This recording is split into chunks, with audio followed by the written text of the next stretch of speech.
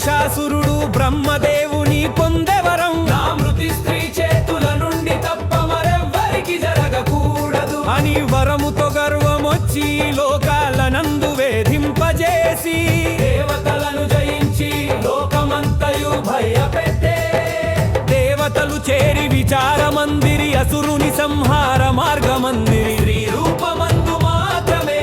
అంతమగును అని జ్ఞానమందిరి అందరి శక్తుల కలయికతో దుర్గాదేవి అవతరించే సింహవాహన మేఘ గర్జన శక్తి విగ్రహ రూపముగా వెలిసే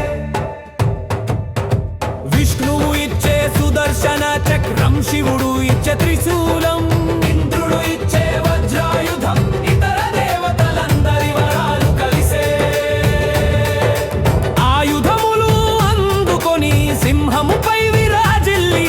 మహిషాసురుని సంహార యాత్ర ఘోర యుద్ధం ప్రారంభించే సింహరూపమై విరుచుకొచ్చే